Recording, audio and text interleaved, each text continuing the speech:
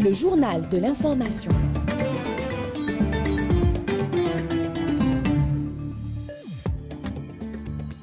Amis auditeurs d'Ifriqiya FM, bonjour, Amel Bouazza avec vous, bienvenue à tous. Voici sans plus attendre les principaux titres de cette édition.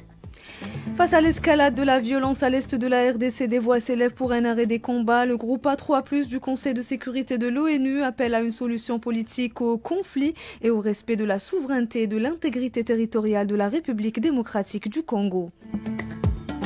Cameroun, la commission d'historiens chargée d'étudier le rôle de la France dans la répression des mouvements indépendantistes dans le pays remet son rapport au président français Emmanuel Macron, récit d'une des nombreuses pages sombres de la période coloniale française en Afrique dont nous parlerons dans ce journal. Crimes coloniaux français en Algérie, les essais nucléaires menés par la France coloniale à Reggane continuent de révéler l'ampleur de leurs conséquences dramatiques, des crimes qui incarnent le mépris de cette puissance coloniale pour les vies humaines et l'environnement. Selon maître Fatma Zohra Ben Brahim, nous écouterons ses propos dans cette édition. Dans le chapitre économie, ouverture aujourd'hui à Dar es Salaam du sommet africain de l'énergie intitulé Mission 300, objectif accélérer l'accès à l'électricité pour 300 millions de personnes en Afrique d'ici 2030.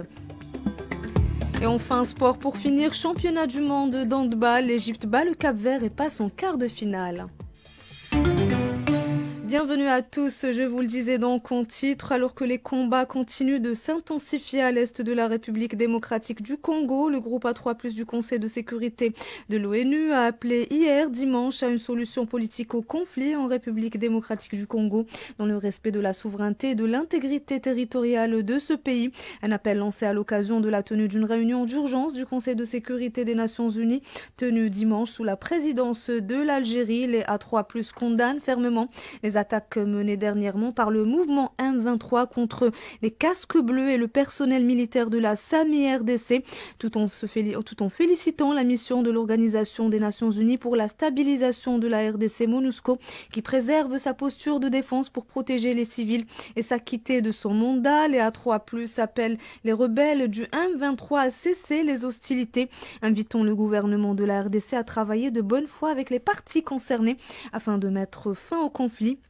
Le groupe des A3+ appelle tous ceux qui appuient les avancées du M23 à mettre fin à cette assistance qui hypothèque la paix et la stabilité à long terme de la RDC et de toute la région. À cette occasion, la ministre d'État et ministre des Affaires étrangères de la République démocratique du Congo, Thérèse Kayikwamba-Wagner, affirme que l'agression ciblée et méthodique, a évoqué donc l'agression ciblée et méthodique dont est victime son pays. Selon elle, cette situation va au-delà d'un simple conflit. C'est une atteinte grave à la souveraineté de la RDC ainsi qu'à la paix et à la sécurité internationale. On écoute ses propos. Ce que traverse la République démocratique du Congo n'est pas un conflit parmi d'autres, mais une agression délibérée et méthodique contre un État souverain.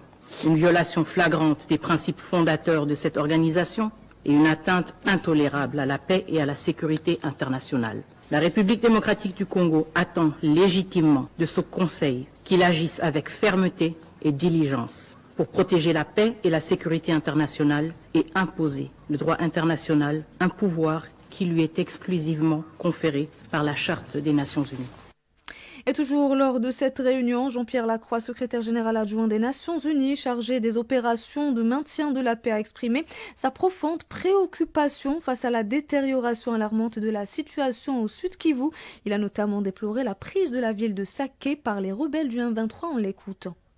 Depuis le début de l'année, le M23 a lancé des opérations offensives de grande envergure dans l'est de la RDC. Ces actions leur ont permis d'étendre leurs gains territoriaux de manière significative en l'espace de quelques semaines, tout en ouvrant un nouveau front dans le Sud Kivu. Les Nations Unies sont profondément préoccupées par la reprise des hostilités qui a entraîné la prise de Saké, une localité stratégique située à quelques kilomètres de Goma, menaçant directement des millions de civils et les casques bleus déployés avec le mandat d'assurer leur protection physique. Le 23 et 24 janvier, le M23 a tiré sur les positions de la MONUSCO et de la SAMI-DRC. Détérioration majeure de la situation à l'est de la République démocratique du Congo. Et pour rappel, le secrétaire général de l'ONU, Antonio Guterres, s'est dit dimanche profondément préoccupé par l'escalade de la violence à l'est de la RDC. Il a réitéré sa condamnation la plus ferme de l'offensive en cours du groupe armé M23 et de ses avancées vers Goma au nord Kivu. L'ONU déplore la mort de 2 soldats de la paix de la mission pour la stabilisation en RDC MONUSCO, originaires d'Afrique du Sud et de l'Uruguay, tués au cours des derniers jours alors qu'ils exécutaient le mandat qui leur avait été confié par le Conseil de sécurité. C'est ce qu'a indiqué Antonio Guterres par la voix de son porte-parole Stéphane Dujarric. Le SG de l'ONU réitère en outre son appel à respecter l'accord de cessez-le-feu. Il appelle le M23 à cesser immédiatement toute action hostile et à se retirer des zones occupées. Toujours en RDC, l'ONU annonce relocaliser temporairement son personnel non essentiel de la MONUSCO. À cause de cette situation sécuritaire, cette relocalisation n'affecte cependant rien l'engagement indéfectible des Nations Unies à fournir une aide humanitaire et à protéger les civils au Nord Kivu, assure la MONUSCO. Cette mesure vise à garantir la sécurité du personnel tout en maintenant les opérations essentielles de l'ONU dans la province. C'est un sujet dont nous parle Moïse Self. La situation sécuritaire au Nord Kivu, en République démocratique du Congo, demeure critique. Mais la réponse de la MONUSCO et de ses partenaires reste ferme et déterminée. Dans un communiqué de presse, la mission onusienne annonce relocaliser temporairement son personnel non essentiel de Goma, suite à l'intensification des combats avec les rebelles du M23. Cette mesure n'impacte pas les opérations humanitaires essentielles. Le personnel vital reste sur le terrain pour garantir la continuité de l'aide alimentaire, médicale et la protection des civils vulnérables. La MONUSCO continue de soutenir les forces armées congolaises et la mission de la communauté de développement de l'Afrique australe en RDC dans leurs efforts pour stopper l'expansion du M23. Au cours des derniers jours, l'artillerie lourde de la MONUSCO a mené des frappes contre des positions rebelles à Saké et a soutenu des patrouilles conjointes de jour et de nuit avec les FARDC. En dépit des pertes qu'elle a subies, la MONUSCO poursuit l'opération Springbok 3 pour défendre les positions et limiter les mouvements du M23 dans la région. La MONUSCO réaffirme son engagement auprès des populations du Nord Kivu en appelant à un respect immédiat du cessez-le-feu et à la reprise du dialogue pour une paix durable. Et toujours dans ce même contexte, la communauté de développement de l'Afrique australe SADC condamne la récente attaque du groupe armé M23 contre la mission de la communauté de développement d'Afrique australe en République démocratique du Congo, Samir DC. De son côté, l'Union africaine a appelé à la cessation immédiate des combats. Et nous passons à présent au dossier mémoire de cette édition. Au Cameroun, la commission d'historiens chargée d'étudier le rôle de la France dans la répression des mouvements indépendantistes au Cameroun a remis son rapport au président français le 21 janvier dernier, fruit d'un travail acharné de près de 2 ans. Ce document de plus de 1000 pages devra par la suite être transmis au président camerounais Paul Biya avant sa publication. Récit d'une des nombreuses pages de la période coloniale française en Afrique. Notre correspondant à Yaoundé, Lionel Bayonk-Fils, revient sur les crimes abominables de la France coloniale au Cameroun. La patrie reconnaissante camerounaise est peut-être loin d'oublier les atrocités d'un génocide qui a fait plus de 800 000 morts en prime dans les régions de Haut-Plateau, dans la zone Bassa, Ditignon et Senaga, sans toutefois en oublier Douala, Yaoundé, Saint-Milma et Bolovaï, entre autres Konsamba, ont été le théâtre d'un sinistre à nul autre pareil. Poussière a peut-être emporté au loin le sang et les larmes des événements tragiques et peu connus des atrocités du quartier Nilon à Douala, qui a été brûlé au napalm en pleine journée avec femmes et enfants, y compris le bétail. Et que dire des fusillades en série qui ont eu lieu dans les marchés et des têtes coupées que l'on retrouvait affichées tout le long des rues, dont le colon offrait comme signature. C'est donc fort de ces faits, soucieux de faire la lumière sur les événements passés, qui offrent à favoriser la réconciliation de la commission pluridisciplinaire, constituée de 16 membres, 8 de chaque côté de la France et le Cameroun, dans laquelle l'on y trouve des historiens, des artistes, des sociologues et autres experts locaux qui ont mené des recherches approfondies depuis février 2023 afin d'éclairer une période sombre de l'histoire franco-camerounaise dans la répression du mouvement indépendantiste au Cameroun. Lionel Bayonk-Fils pour Africa FM. Et de son côté, Numbisi Chouaké, directeur éditorial du groupe d'études et de recherche sur la colonisation à l'université de Tchang au Cameroun et membre du comité des historiens camerounais, relève que le colonisateur français a méthodiquement assassiné les nationalistes de l'Union des populations du Cameroun qui furent éliminés au profit de proches de l'administration coloniale. On l'écoute, il répond à Younes Djama. pouvoir colonial français se transforme, mute et devient une forme de machine à transformer les opposants en personnes adhérentes. Deuxième chose, c'est le fait d'avoir éliminé tout ce qui avait construit l'élément structurel de la décolonisation ou de l'indépendance camerounaise à venir. Toutes ces personnes ont été éliminées, ça veut dire que les nationalistes de l'UPC ont progressivement été éliminés de bout en bout, à chaque fois. Ça, c'est un élément important qu'on peut mettre dans le cadre de l'impact de la colonisation. Parce qu'elle a été une colonisation où on devait créer le vide. Tout ce qui avait travaillé pour construire, structurer une indépendance réelle n'était plus là pour le faire. On a donc confié l'espace du territoire, l'espace indépendante, celle qui a été mise sur pied après 57-58, à des personnes qui n'avaient ni construit, ni structuré l'indépendance camerounaise. Et toujours au sujet des crimes coloniaux français, cette fois-ci en Algérie, les essais nucléaires menés par la France coloniale à Arguen, au cœur du Sahara algérien, continuent de révéler l'ampleur de leurs conséquences dramatiques. Selon maître Fatem Zahra Ben Brahim, le nuage radioactif qui en a résulté aurait été délibérément dirigé vers les pays du Sahel. Ce crime ignoble perpétré durant la colonisation brutale de la France en Algérie incarne une fois de plus le mépris total de cette puissance coloniale pour les vies humaines et l'environnement. On écoute à ce sujet maître Fatem Zahra Ben Brahim. Ces explosions ne se sont pas arrêtées à la frontière algérienne. D'abord, ce nuage radioactif avait été suivi par des hélicoptères pour savoir à peu près la direction qu'il allait prendre. Et comme ces explosions ont été faites sur la base des relevés météorologiques pour savoir la météo de quel côté le vent allait souffler. Et donc le vent, à l'époque, et les résultats disaient que le vent soufflait vers l'Afrique. Et c'est pour ça qu'ils ont choisi la date et l'heure pour être sûrs que ce nuage allait atteindre donc tout le Sahara plus les pays du Sahel. Donc c'est une intention délibérée et volontaire de nuire et de tuer. Un mot d'économie à présent, ouverture aujourd'hui à Dar es Salaam du sommet africain de l'énergie intitulé Mission 300. Cet événement rassemble des leaders de divers horizons dont le but d'accélérer l'accès à l'électricité pour 300 millions de personnes en Afrique d'ici 2030. Plusieurs chefs d'État africains y sont attendus. C'est un sujet signé Mzhoura Al-Hiani.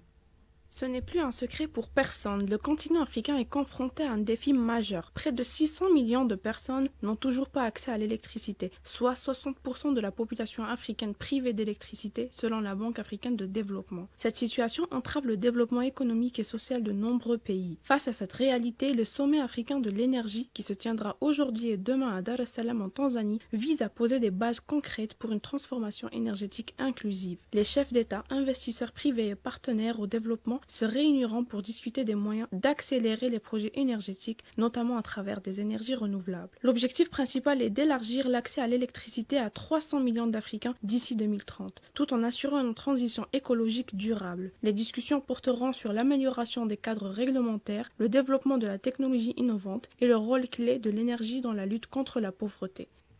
Et tout de suite, un petit tour d'horizon de l'actualité africaine en bref, c'est avec Abdelmalek Belhouchet. L'Afrique en bref. L'Afrique en bref. Au Tchad, publication de la liste provisoire au sénatorial, 119 candidats présentés par 16 partis politiques sont retenus provisoirement par l'Agence nationale de gestion des élections pour les élections sénatoriales du 25 février. La Corée du Sud s'est hissée au premier rang des plus grands importateurs de pétrole algérien transportés par voie maritime en 2024, avec une moyenne d'importation de 120 000 barils par jour. L'Organisation mondiale de la santé s'est engagée à soutenir la Tanzanie dans la lutte contre l'épidémie de maladies à virus Marburg dans le nord-ouest du pays. Côte d'Ivoire, le pays inaugure un site de connexion radioélectrique dans la commune de Dabakala. Ce projet est réalisé dans le cadre du programme national de connectivité rurale. Ce 27 janvier coïncide avec le 37e anniversaire de la disparition de Massa Makan Diabaté, historien et écrivain malien qui a marqué de son empreinte la littérature et l'histoire africaine. Ses œuvres profondément enracinées dans les traditions maliennes continuent d'inspirer et de promouvoir l'héritage culturel du continent. C'est un portrait signé Samuel Akézimana.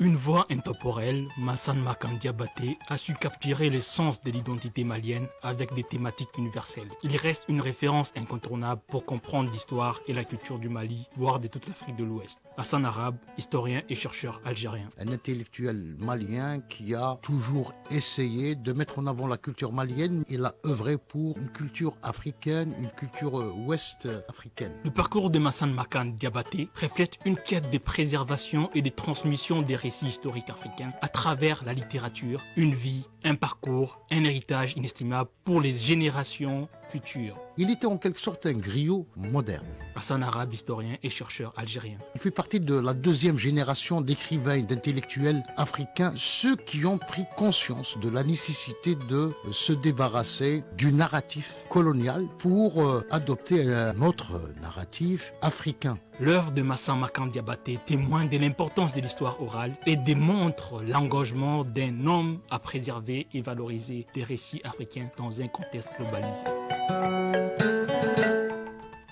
Allez, nous passons à l'agenda culturel. Retenez bien ces dates dans l'agenda présenté par Rudel Badoé.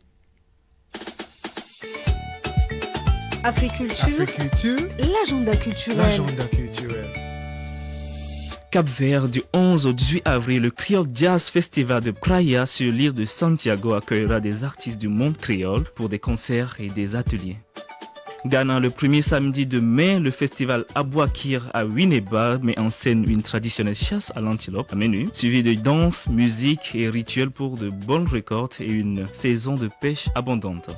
Madagascar, en mai, le festival Donia, le plus grand festival de musique de l'océan Indien, se tiendra à Nosy-Be. Et du sport pour clore ce journal, les pharaons d'Égypte arrachent leur billet qualificatif pour les quarts de finale du mondial d'handball après leur victoire face au Cap-Vert sur le score de 31-24. L'Égypte affrontera demain, mardi, l'équipe de France dans la capitale croate. Et nous arrivons ainsi à la fin de ce journal. Merci à vous, chers auditeurs, pour votre écoute. Je remercie Hakima, la réalisatrice. Je remercie Mustafa Sdraya à la barre technique, Ahlam Selama au multimédia. Merci à vous pour votre fidélité à Ifriqiya FM. Merci à toute l'équipe de la rédaction qui a veillé à la préparation de cette édition. Je vous laisse à présent avec le bulletin météo présenté par Adiara Sogodogo. Quant à moi, je vous retrouve dans un peu moins d'une heure pour le round-up de l'information.